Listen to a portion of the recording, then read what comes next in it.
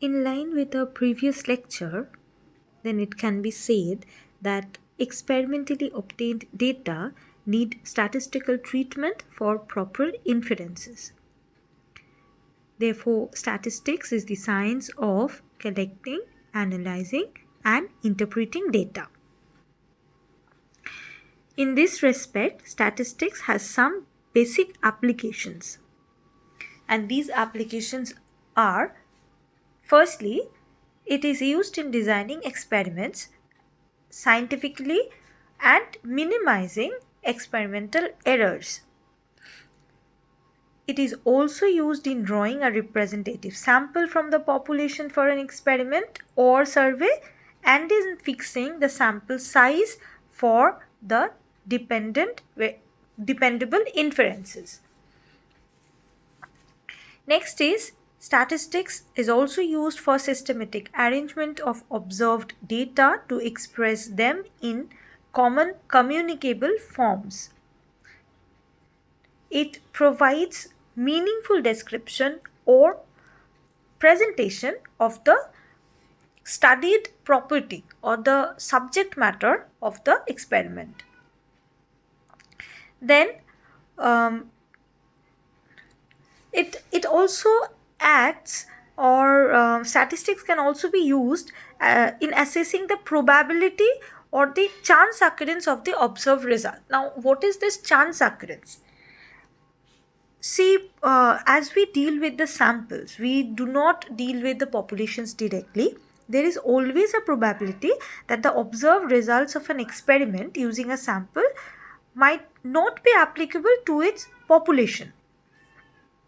In such cases, this probability of chance occurrence of the observed results, this error, these probabilities can also be studied by using statistics.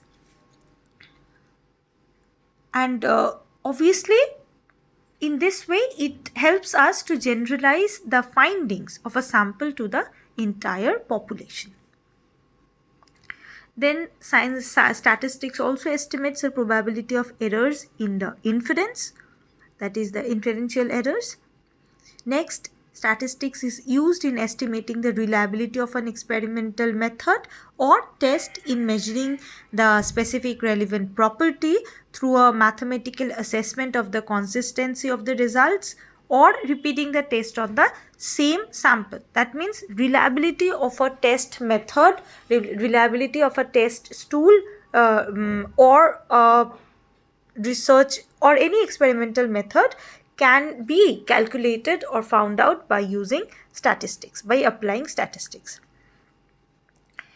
Like reliability, statistics can also be used in estimating the validity of a test, that is the capacity to measure the intended property in exclusion or the other closely related ones. Now, what is this validity? Validity tells about the test, that what it is quoted in the research or what the test claims to measure, it is actually measuring or assessing the same thing or not. That means if a test claims that it assesses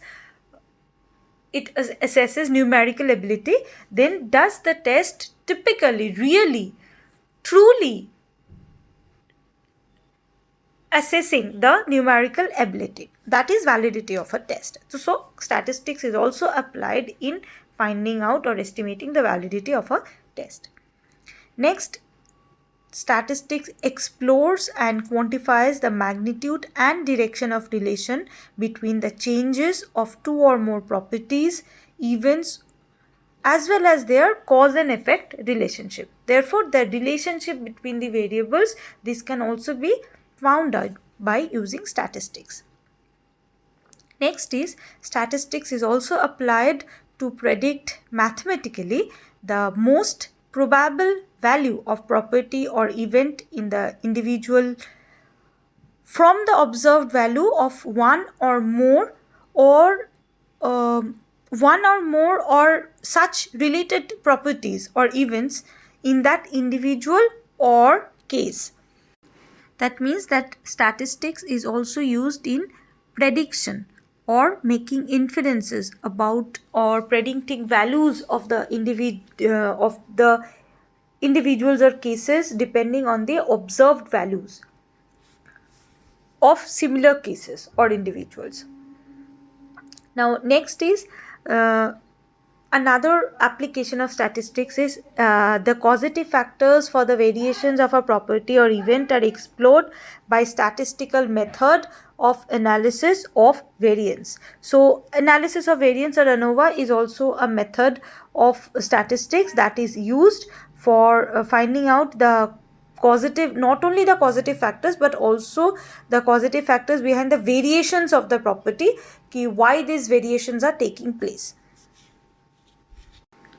Now, these are the general applications of statistics, how statistics is applied in research in various ways, how it is used in research.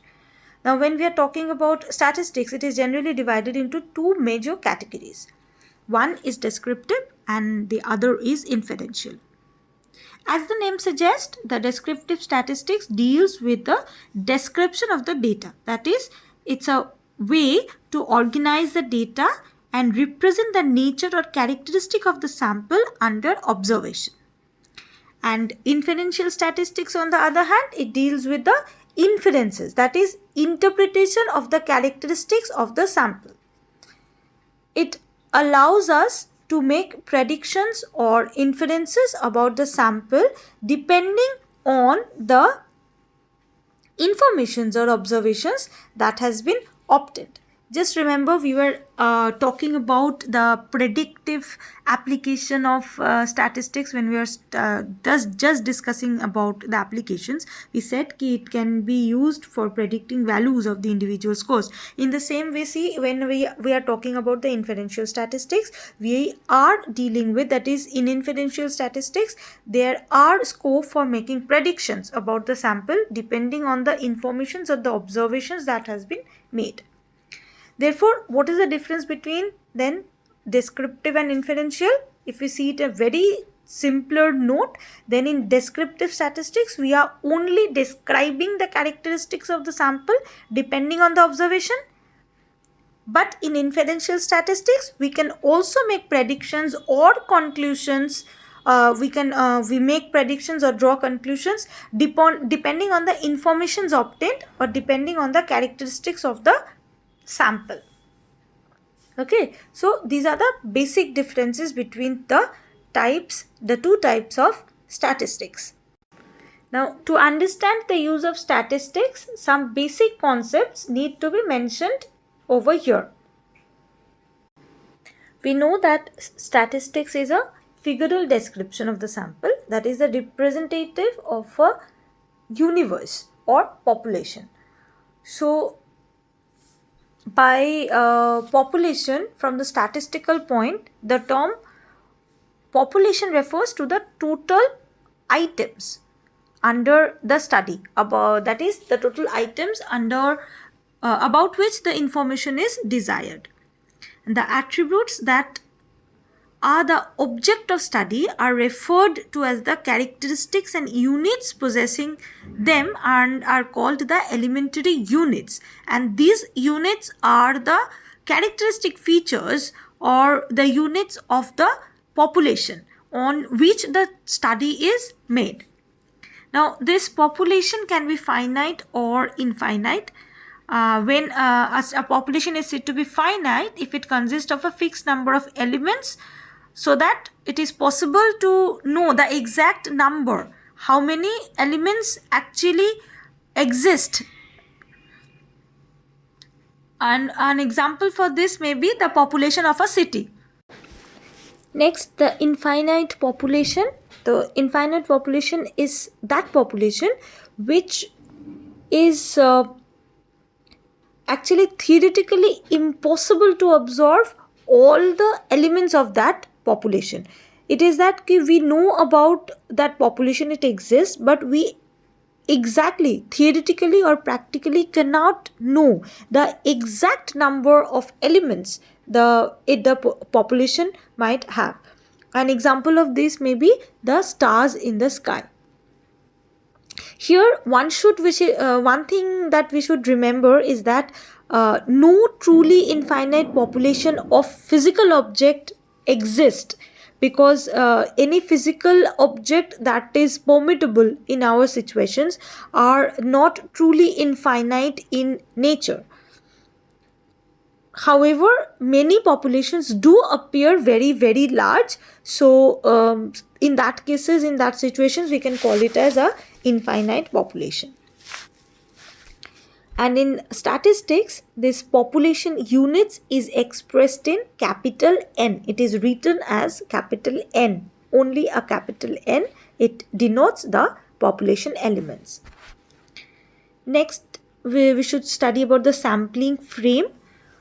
The elementary units or the group or the cluster of such units, that elements that we are talking about, may form the basis of the sampling process, in which case they are called the sampling units. That means a sampling frame is a list containing all the sampling units, and this list of items this will be the list of items from which the sample will be drawn. That means the list contains all the characteristics or all the elements or the items of the population that needs to be represented in the sample.